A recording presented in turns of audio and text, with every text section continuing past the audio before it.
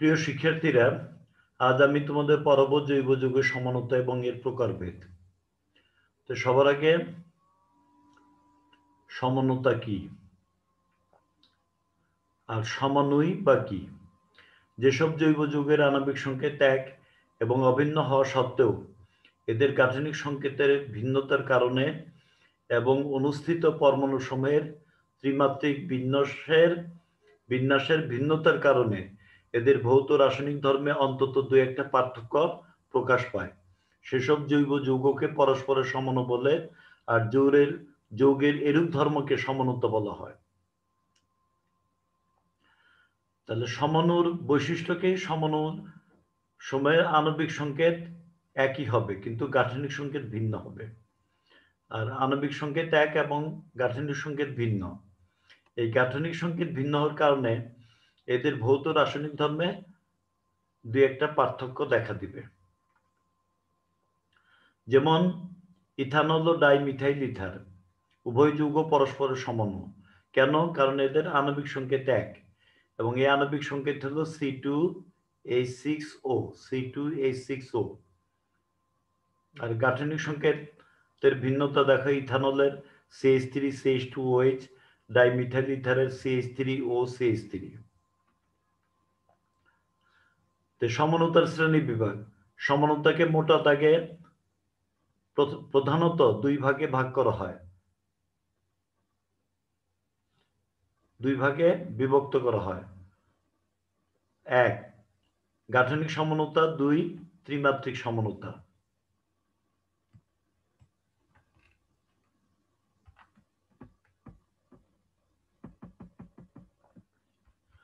গাঠনিক সমানতা কি? যৌগের অনুষ্ঠিত বিভিন্ন পরমাণু সম্ভাব্য একাধিক অবস্থান বিন্যাসের পার্থক্য হেতু গাঠনিক সমতার উদ্ভব ঘটে। তাহলে যৌগের অণুর মধ্যকার বিভিন্ন পরমাণুর একাধিক অবস্থানের সজ্জার পার্থক্যের জন্য গাঠনিক সমানতা দেখা দেয়। অর্থাৎ এই ক্ষেত্রে আণবিক সংকেত এক থাকবে কিন্তু গাঠনিক সংকেত ভিন্ন হবে। গাঠনিক সমানতা পাঁচ প্রকার। এক, চেইন সমানতা। দুই, অবস্থান সমানতা। তিন, কার্যকরীমূলক সমানতা। চার, মেটামেরিজম। পাঁচ, টটোমারিজম। তো সবার আগে চেইন সমানতা কি?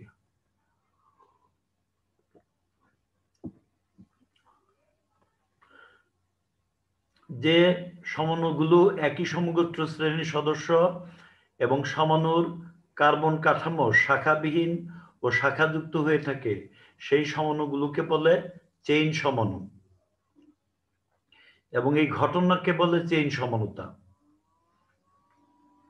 তাহলে যে সমাণুগুলো একই সমগোত্র শ্রেণীর সদস্য এবং সমাণুগুলোর কার্বন কাঠামো শাখাবিহীন ও শাখাযুক্ত হয়ে থাকে তারাই হচ্ছে চেইন সমাণু। তাদের ধর্মকে আমরা বলি চেইন সমানতা। তো উদাহরণ হিসেবে আলোচনা করা যাক C4H10 এর চেইন সমাণু দ্বয় সম্পর্কে। C4H10 এর দুইটা সমাণু আছে, একটা হলো বিউটেন আর একটা হচ্ছে আইসোবিউটেন। বিউটেন এবং আইসোবিউটেনের আণবিক সংকেত তো এক, আমরা দেখতেই পাচ্ছি, আগেই বলছি C4H10, কিন্তু এদের এই কার্বন চেইনে বা কার্বন শিকলে পার্থক্য আছে। বিউটেন হচ্ছে সরল শিকল কাঠামো বিশিষ্ট যৌগ আর আইসোবিউটেন বা 2-মিথাইল প্রোপেন হচ্ছে শাখায়িত শিকল বিশিষ্ট যৌগ। এরপরে অবস্থান সমানতা। জৈব যৌগের কার্বন শিকলের দ্বিবন্ধন, ত্রিবন্ধন বা কার্যকরী মূলকের অবস্থানের পার্থক্যের জন্য যে সমানতার উদ্ভব ঘটে তাকে বলে অবস্থান সমানতা। জৈব যৌগের কার্বন শিকলে দ্বিবন্ধন, ত্রিবন্ধন বা কার্যকরী মূলকের অবস্থানের পার্থক্যের জন্য যে সমানতার উদ্ভব ঘটে তাকে বলে আমরা অবস্থান সমানতা। আর যে যৌগগুলো অবস্থান সমানতা প্রদর্শন করে তাদেরকে বলি আমরা অবস্থান সমাণু। অবস্থান সমাণুগুলো একই শ্রেণীর সদস্য, একই সমগোত্র শ্রেণীর সদস্য হয়ে থাকে। যেমন বিউটিন 1, বিউটিন 2। এদের আণবিক সংকেত এক C4H8, কিন্তু দেখা যাচ্ছে যে কার্যকরী মূলকের অবস্থানের পার্থক্য আছে। বিউটিন ওয়ানে কার্যকরী মূলকের শুরু হয় প্রান্তিক কার্বন থেকে, আর বিউটিন টুতে কার্যকরী মূলক শুরু হয় 2 নম্বর কার্বনে। তো কার্বন কার্বন দ্বিবন্ধন বিউটিন ওয়ানে 1 নম্বর কার্বন থেকে, আর বিউটিন টুতে 2 নম্বর কার্বন থেকে। তাহলে এখানে কার্বন কার্বন দ্বিবন্ধনের অবস্থানের পার্থক্যের কারণে দুইটা সমণু পেলাম, বিউটিন ওয়ান ও বিউটিন টু। স্ফুটনাঙ্ক দেখা যাক, বিউটিন ওয়ানের 6.5 ডিগ্রি সেলসিয়াস, বিউটিন টু এর 1.4 ডিগ্রি সেলসিয়াস। আরেকটা অবস্থান সমণুর উদাহরণ দেখা যাক, সেটা হচ্ছে প্রোপেনল 1, প্রোপেনল 2। এদের আণবিক সংকেত C3H8O, কিন্তু এদের কার্যকরী মূলকের অবস্থানের পার্থক্য আছে। প্রোপেনল 1 এর অ্যালকোহলীয় মূলক অবস্থান করে 1 নম্বর কার্বনে, এই যে 1 নম্বর কার্বনে। ওইস মূলকের অবস্থান 1 নম্বর কার্বনে প্রোপেনল 1 এ, আর ওইস মূলকের অবস্থান বা অ্যালকোহলীয় মূলকের অবস্থান প্রোপেনল 2 তে 2 নম্বর কার্বনে। অর্থাৎ কার্যকরী মূলক OH এর কার্বন সিকলে অবস্থানের পার্থক্যের ভিন্নতার কারণে এই সমানুত্তরটা পাওয়া যাচ্ছে। কাজে প্রোপেনল 1, প্রোপেনল 2 হচ্ছে অবস্থান সমণু। এরপরে কার্যকরী মূলক সমণু। যৌগের অনুস্থিত কার্যকরী মূলকের বিভিন্নতার কারণে উদ্ভূত সমানুতাকে কার্যকরী মূলক সমানুতা বলে। তাহলে যৌগের অনুস্থিত কার্যকরী মূলকের বিভিন্নতার কারণে উৎপন্ন সমানুতাকে কার্যকরী মূলক সমানুতা বলে। আর যারা এই কার্যকরী মূলক সমানুতা প্রদর্শন করে তারা হলো কার্যকরী মূলক সমাণু। এখন C2H6O আণবিক সংকেত বিশিষ্ট কার্যকরী মূলকের কি কি দেখা যায়? C2H6O আণবিক সংকেত বিশিষ্ট কার্যকরী সমণু হচ্ছে ইথানল এবং ডাইমিথাইল ইথার। ইথানল অ্যালকোহল শ্রেণীর যৌগ, ডাইমিথাইল ইথার ইথার শ্রেণীর যৌগ। স্ফুটনাঙ্ক ইথানলের 78.3 ডিগ্রি সেলসিয়াস, ডাইমিথাইল ইথারের -25 ডিগ্রি সেলসিয়াস। আর C3H6O আণবিক সংকেত বিশিষ্ট কার্যকরী মূলক সমানুতা হচ্ছে প্রোপেনল আর অ্যাসিটোন, প্রোপেনল অ্যাসিটেন। উভয়েরই আণবিক সংকেত C3H6O, কিন্তু গাঠনিক সংকেত ভিন্ন। একটা হচ্ছে অ্যালডিহাইড শ্রেণীর যৌগ, আর একটা হচ্ছে কিটোন শ্রেণীর যৌগ। প্রোপেনলের স্ফুটনাঙ্ক 48.8 ডিগ্রি সেলসিয়াস, আর অ্যাসিটোনের স্ফুটনাঙ্ক 56 ডিগ্রি সেলসিয়াস। এই হচ্ছে মোটামুটি ভাবে কার্যকরী মূলক সমানুতা। এরপরে মেটামারিজম।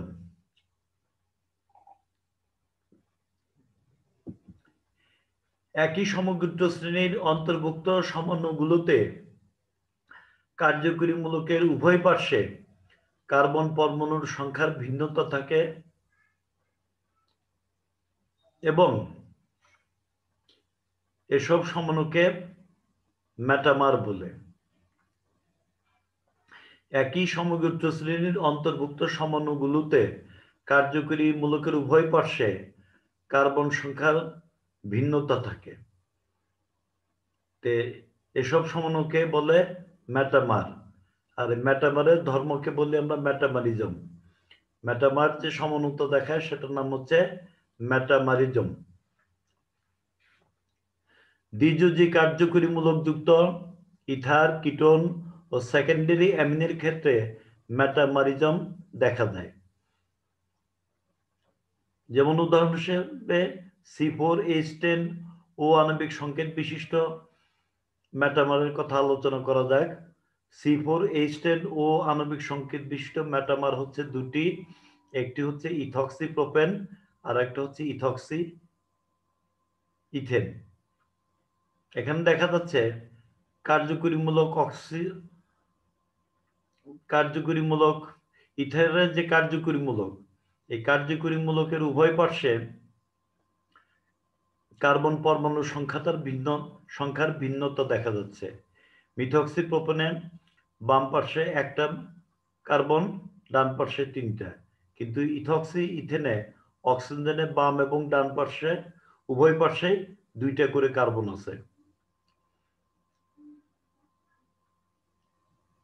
আর একটা হচ্ছে C5H10 ও আণবিক সংকেত বিশিষ্ট মেটামারের উদাহরণ, সেটা হলো পেন্ট 2 ওন আর একটা হলো পেন্ট 3 ওন।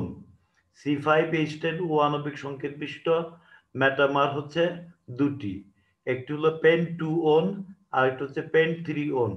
এখানেও এই কার্যকরীমূলকের উভয় পাশে কার্বন পরমাণুর সংখ্যার ভিন্নতা আছে।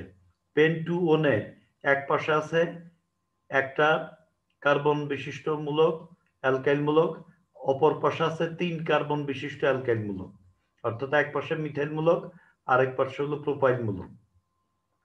আর পেন্ট 3 ওনে কার্যকরীমূলক কার্বনিলের উভয় পাশে দুটি করে কার্বন পরমাণু আছে।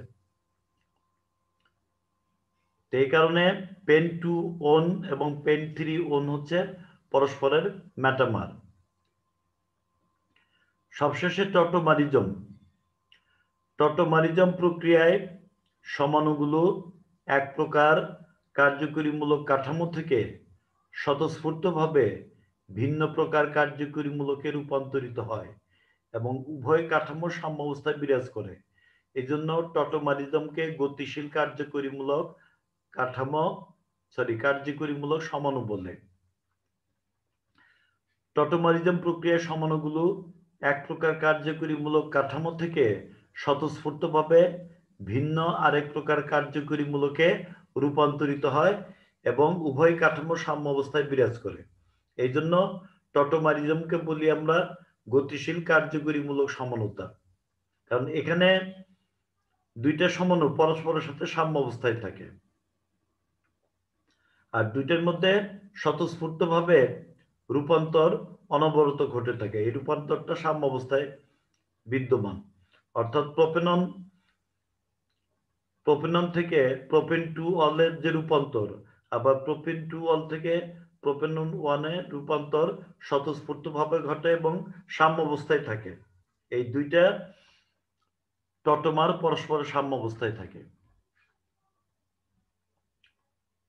এবং এখানে প্রোপেনন থেকে প্রোপেন 2-অলের যে রূপান্তর, এটা স্বতঃস্ফূর্তভাবে সংঘটিত হয়, অর্থাৎ এটা হচ্ছে ধর্ম।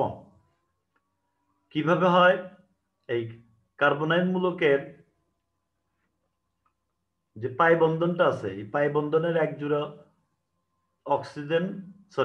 ইলেকট্রন অক্সিজেনে স্থানান্তরিত হয়।